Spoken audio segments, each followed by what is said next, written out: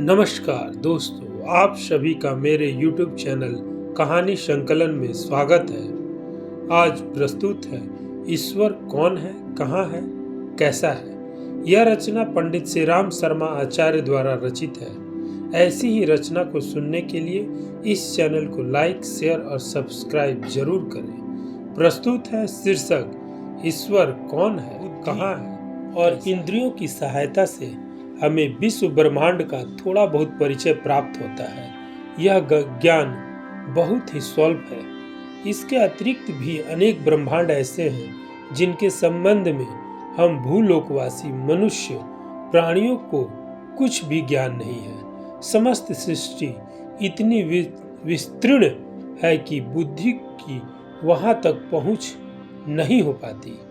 यह महान रचना किसी न किसी निर्माता की कृति है।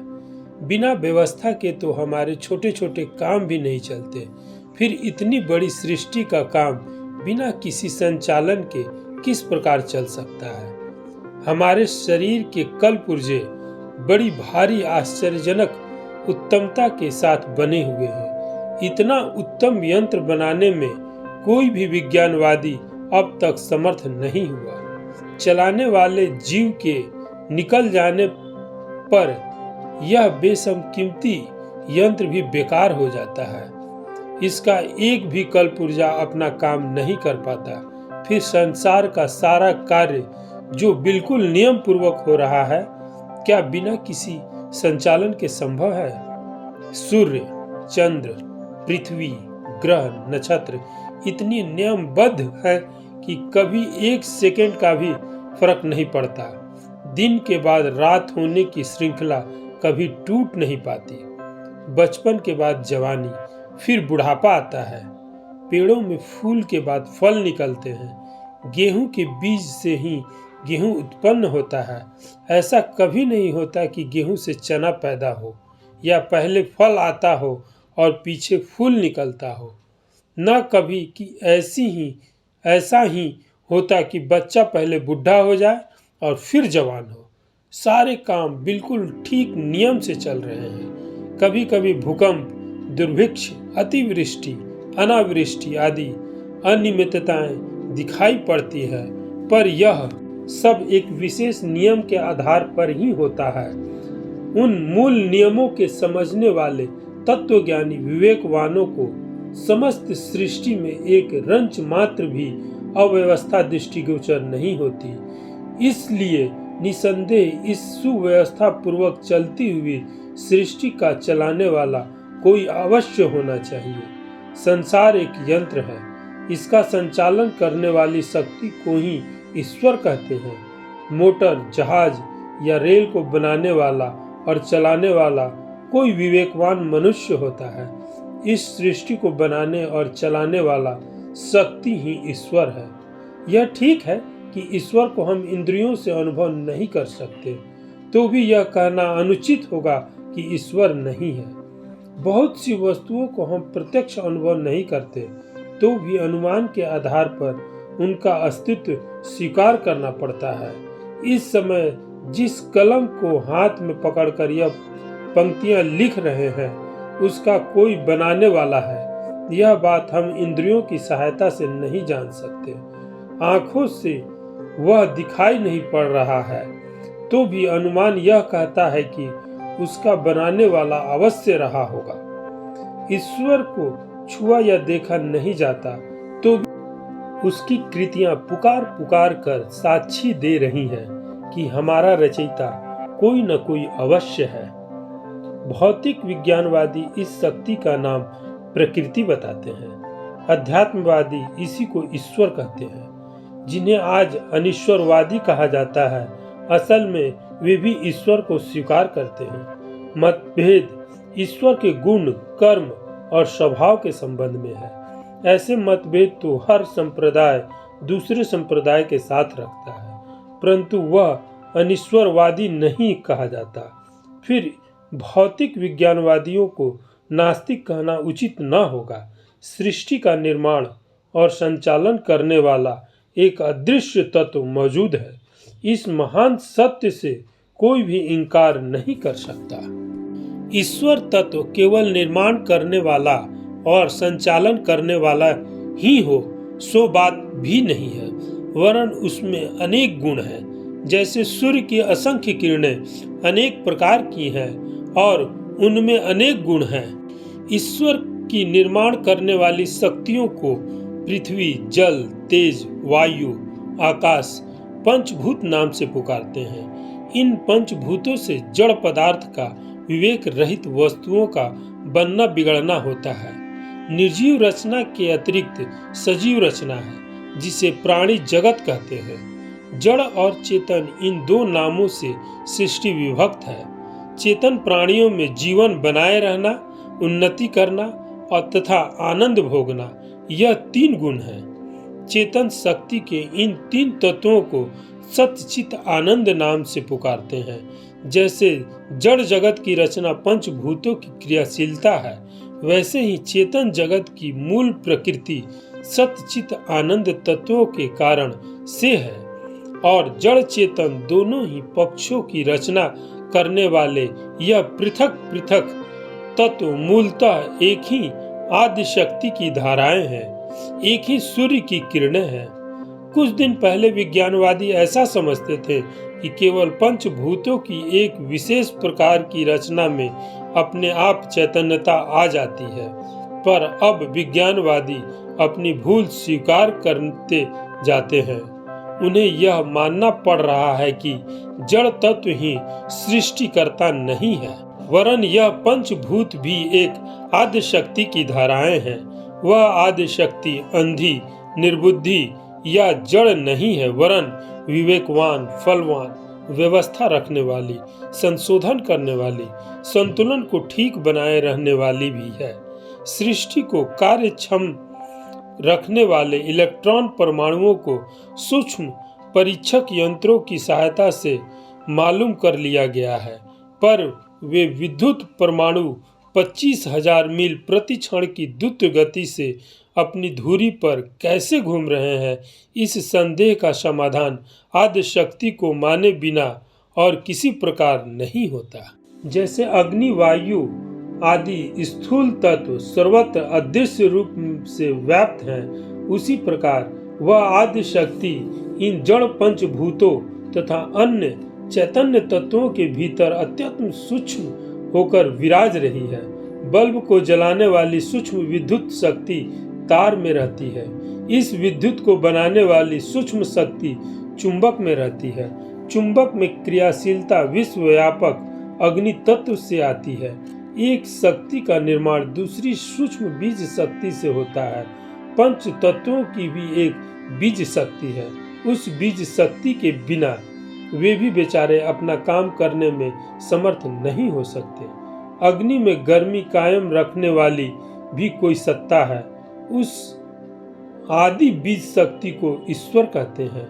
वह सूक्ष्म से सूक्ष्म किंतु उसी के द्वारा बने पदार्थ हमारे चारों ओर फैले पड़े हैं, इसलिए उसे स्थूल से स्थूल भी कहा जा सकता है। जो वस्तु जितनी सूक्ष्म होगी वह उतनी ही व्यापक होगी। पंचभूतों में पृथ्वी से जल, जल से वायु, वायु से अग्नि, अग्नि से आकाश सूक्ष्म है, इसलिए एक दूसरे से अधिक व्यापक है। आकाश ईश्वर तत्व हर जगह व्याप्त है। ईश्वर की सूक्ष्मता सर्वोपरि है, इसलिए इसकी व्यापकता भी अत्यधिक है। विश्व में रंच मात्र भी स्थान ऐसा नहीं है जहाँ ईश्वर न हो।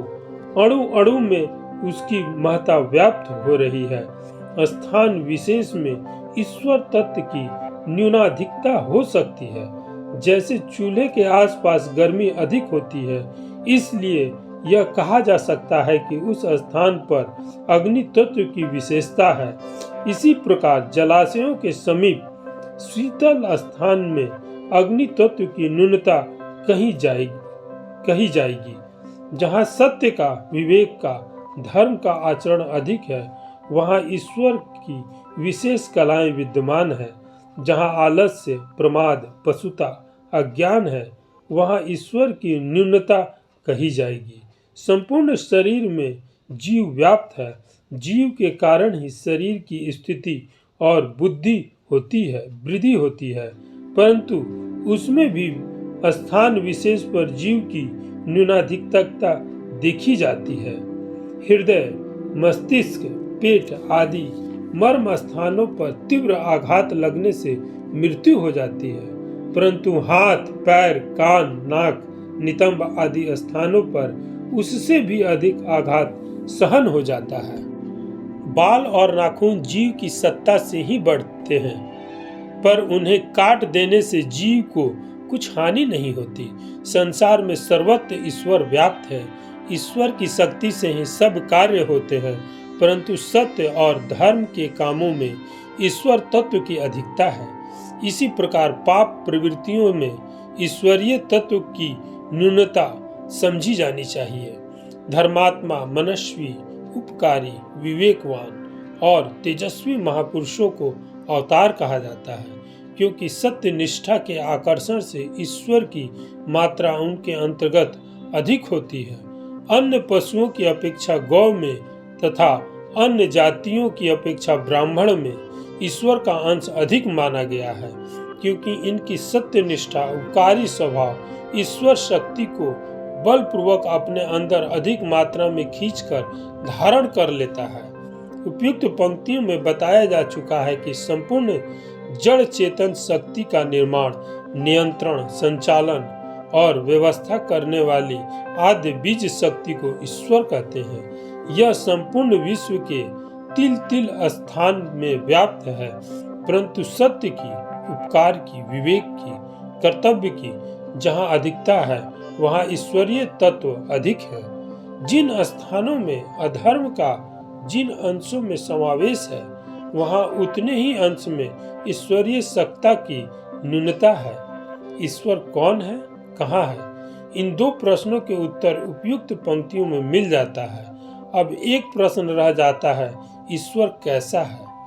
नीचे की पंक्तियों में इस संबंध में कुछ प्रकाश डालने का प्रयास किया जा रहा है। सृष्टि के निर्माण में ईश्वर का क्या उद्देश्य है, इसका ठीक ठीक कारण जान लेना मानव बुद्धि के लिए अभी तक शक्य नहीं हुआ। शास्त्रकारों ने अनेक अटकलें इस संबंध में लगाई है, पर उनमें से भी ऐसी ही नहीं है जिसे पूरा संतोष हो सके। सृष्टि रचना में ईश्वर का उद्देश्य अभी अज्ञेय बना हुआ है।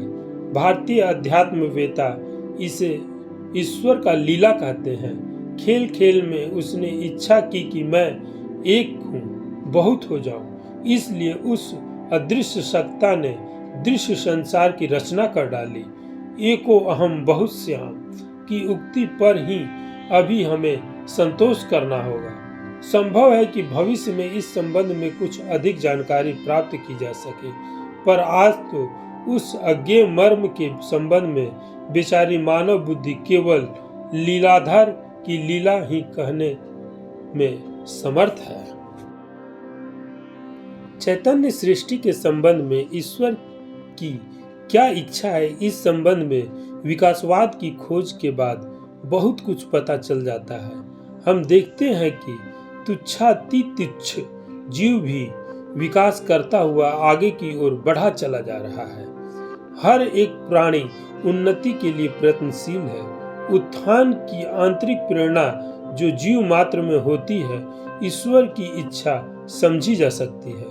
तुच्छता से महानता की ओर, लघुता से महत्व की ओर, अंधकार से प्रकाश की ओर चलते हुए जीव पूर्णता को प्राप्त हो, बंधन से छुटकारा पाकर मुक्त बने, आत्मा परम पद को प्राप्त कर परमात्मा बन जावे।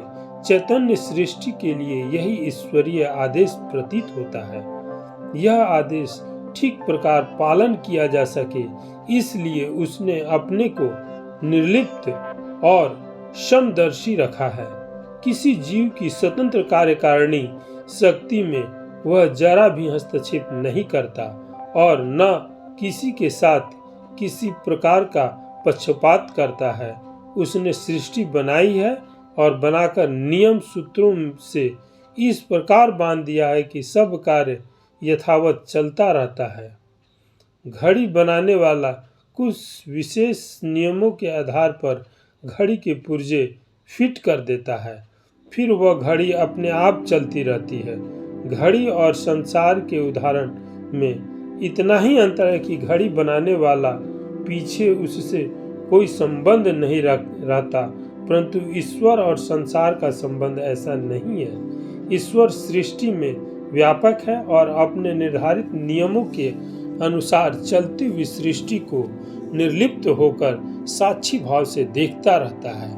जीवों को कार्य करने की पूरी स्वतंत्रता उसने दी है और साथ ही उसके पीछे चित्रगुप्त देवता बांध दिया है, जो यथावत कर्म फल देता चले। गाय चराने वाले ग्वाले लोग किन्हीं गायों के गले में मोटी लकड़ी बांध देते हैं।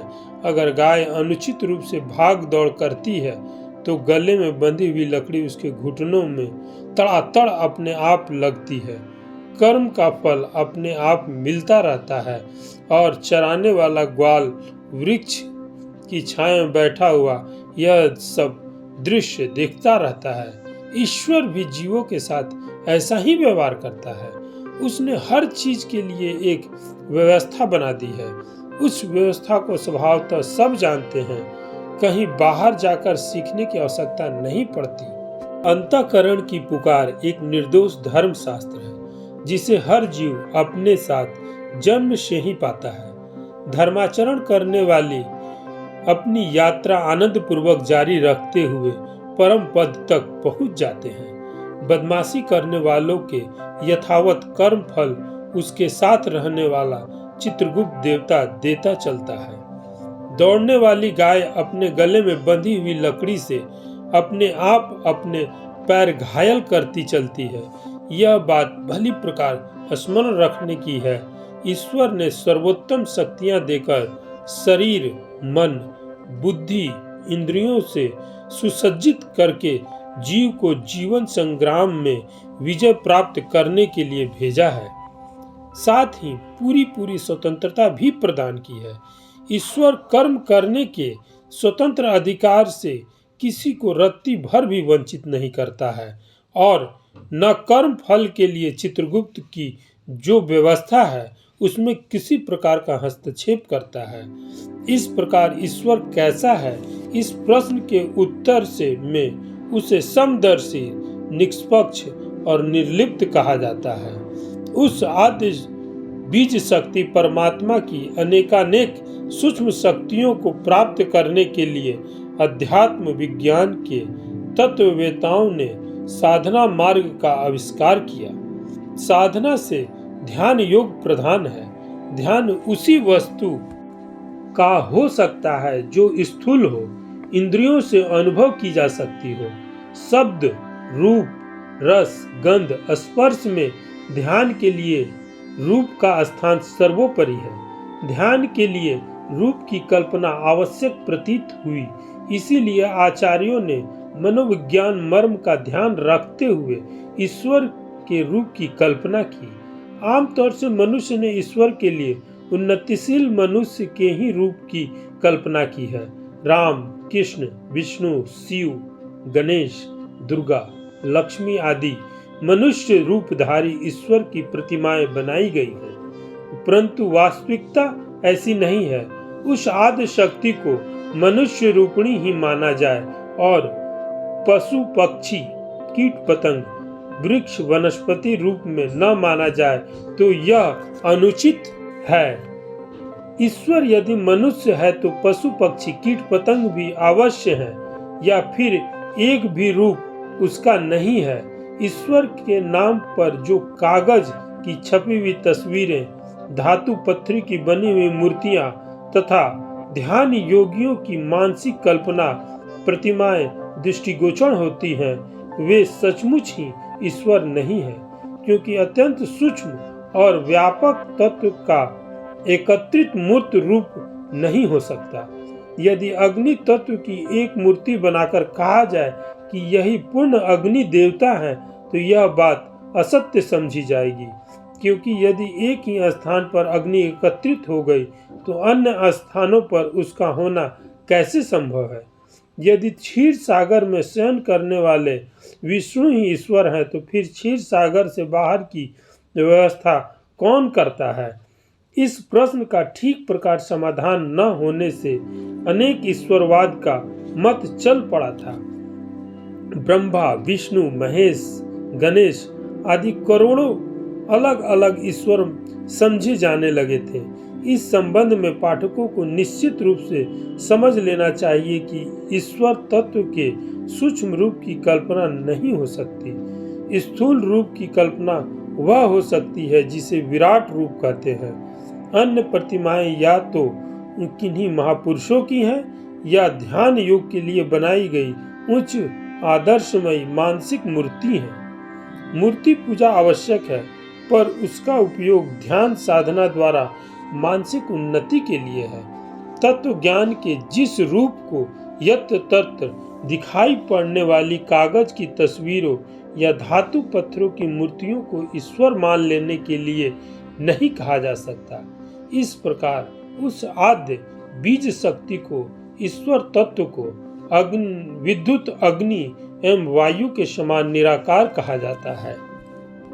एक शब्द में ईश्वर को सृष्टि का निर्माण, नियंत्रण और तथा संचालन करने वाला, दाता, समदर्शी, निष्पक्ष, निर्लिप्त तथा निराकार कहा जा सकता है। वह किसी से प्रसन्न या अप्रसन्न नहीं होता। निंदा स्तुति उसके लिए समान है।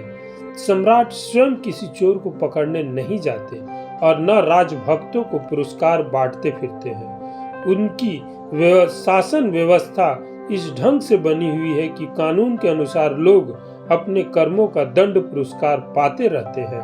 अविनाशी ईश्वर के शासन को कार्यतंत्र नियम धर्म की धुरी पर घूमता रहता है और परमात्मा साक्षी रूप से निर्लिप्त होकर उसका अवलोकन करता रहता है। आप सुन रहे थे पंडित श्री राम शर्मा आचार्य द्वारा रचित पुस्तक ईश्वर कौन है, कहाँ है, कैसा है की प्रथम रचना ईश्वर कौन है, कहाँ है, कैसा है। जल्द ही द्वितीय रचना ईश्वरीय शासन से धर्म रक्षा के साथ उपस्थित होगा। तब तक के लिए नमस्कार।